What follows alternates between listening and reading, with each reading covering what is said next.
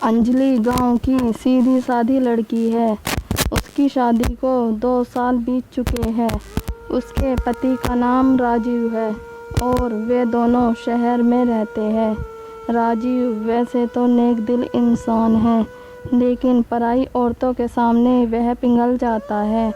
इसलिए अंजलि हमेशा चिंता में रहती है। ऑफिस से आने के बाद हर रोज़ अंजलि राजीव का फ़ोन चेक करती है। राजीव, क्या अंजलि, तुम हमेशा मेरे ऊपर शक करती रहती हो?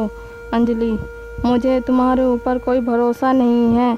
पता नहीं बाहर क्या क्या करते रहते हो। अंजलि को हमेशा शक लगा रहता है। इसमें अंजलि की कोई गलती नहीं है। ऐसे ही दिन बीतते रहते हैं। इतने में अंजलि गर्भवती हो जाती है और डॉक्टर साहब अंजलि को घर का काम काज करने से मना कर देते हैं। अंजलि राजीव से कहती है, अंजलि, डॉक्टर साहब ने तो मुझे कोई काम करने से ही मना कर दिया है। अब क्या होगा? राजीव, एक काम वाली बाई रखनी होगी। तुम चिंता मत करो, मैं सब कुछ संभाल लूँगा। राजीव काम वाली बाई की खोज करता है और 2 दिन बाद रूपा नाम की एक औरत घर पर चली आती है। रूपा, मैंने सुना है आप लोग काम वाली की तलाश में हैं। मुझे रख लो, मैं बहुत अच्छा काम करती हूँ। रूपा की उम्र 23 के आसपास है और वह बहुत सुंदर भी है। रूपा को देखकर राजीव पिघल जाता है।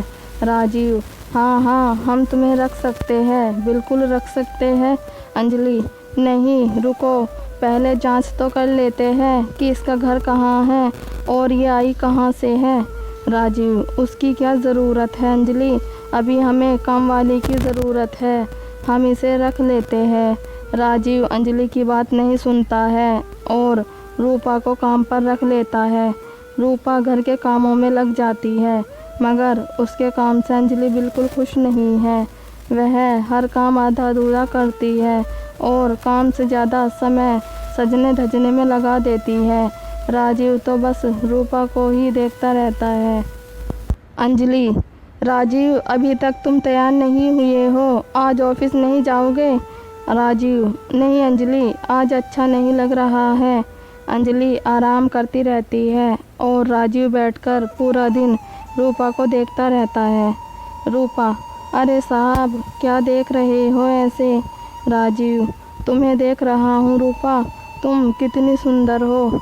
रूपा, ऐसा ना बोलो साहब, मालकिन सुन लेगी तो बवाल हो जाएगा। राजीव, तो फिर आज रात को जब तेरी मालकिन सो जाएगी तब घर के बाहर चली आना, हम दोनों खूब गप्पे लड़ाएंगे। यहाँ राजीव रूपा का दिल बहलाने में लगा हुआ है और उधर कमरे के अंदर बैठकर अंजलि सोच रही है। अंजलि, आखिर राजीव को हुआ क्या है? जो रोज़ ऑफिस जाने के लिए मरता था, वह आज ऐसे ही घर पर क्यों बैठा है? कुछ तो गड़बड़ है। रात को अंजलि खाना खाकर सो जाती है। राजीव इसी के इंतज़ार में था। अंजलि के सोते ही राजीव घर के बाहर चला गया। रूपा भी चली आई और दोनों मिलकर बातें करने लगे। राजीव, रूपा, तुम्हें पता है तुम्हारे बाल बिल्कुल रेशम जैसे हैं। रूपा, ऐसे ना बोलो साहब, मुझे शर्म आती है। राजीव, हाँ, मैं सच बोल रहा हूँ और तुम्हारी आंखें इतनी सुंदर है कि क्या बताऊँ। तभी अंजलि आ जाती है और दोनों को रंगे हाथों पकड़ लेती है। अंजलि, अच्छा तो ये चल रहा है यहाँ पर, मैं सो क्या गई और तुम यहाँ कामवाली के साथ गप्पे लड़ा रहे हो। अंजलि को देखकर दोनों घबरा जाते हैं। रूपा, नहीं मालकिन, मेरा कोई दोष नहीं है, साहब ने ही मुझे बुलाया था। राजीव, अरे हाँ अंजलि, मैंने ही रूपा को बुलाया था। असल में रूपा के पिता की तबीयत बहुत ख़राब है, इसलिए सोचा था कि उसे कुछ पैसे दे दूँ। राजीव, ये लो रूपा, 2000 रुपये, अब जाओ यहाँ से। रूपा पैसे लेकर चली जाती है, लेकिन अंजलि का शक नहीं जाता। अगले दिन से अंजलि ने रूपा की निगरानी शुरू कर दी। अंजलि, ये रूपा मुझे कुछ ठीक नहीं लग रही है और राजीव का तो कोई भरोसा ही नहीं है। ऐसे ही कुछ महीने बीत गए। इन महीनों में राजीव रूपा पर पूरी तरह से फिदा हो गया। उसने रूपा की तनख्वाह भी बढ़ा दी। रूपा भी काम चोरी करने लगी। एक दिन अंजलि ने देखा कि उसकी कमरे से उसकी घड़ी गायब है। अंजलि ने इधर उधर ढूंढा लेकिन घड़ी नहीं मिली। अंजलि, घड़ी ऐसे तो गायब नहीं हो सकती। कल रूपा आई थी यहाँ, ज़रूर उसी ने ली होगी। अंजलि की बात सुनकर राजीव ने कहा, अरे नहीं अंजलि, रूपा इतनी बुरी भी नहीं है, तुम्हारी घड़ी कहीं गिर गई होगी। राजीव मानने को राजी ही नहीं था कि रूपा ऐसा कर सकती है। उसके बाद से हर 2 दिन में घर से कुछ न कुछ गायब होने लगा। मगर राजीव ने रूपा को काम से नहीं निकाला क्योंकि वह तो रूपा से प्यार कर बैठा था।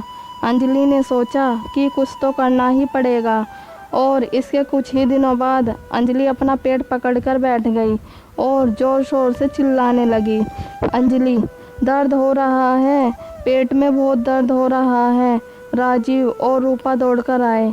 राजीव ने अंजलि को अस्पताल ले जाने के लिए गाड़ी बुलाई और रूपा के हाथ में घर की चाबी देकर राजीव अंजलि को लेकर निकल पड़ा। अस्पताल की तरफ जाते हुए अंजलि ने चिल्लाना बंद कर दिया और कहा, पेट दर्द ठीक हो गया राजीव, चलो अब घर वापस चलते हैं। राजीव, लेकिन अभी तो तुम दर्द से तड़प रही थी। अंजलि, हाँ मगर अब मैं ठीक हूँ, अब चलो घर वापस।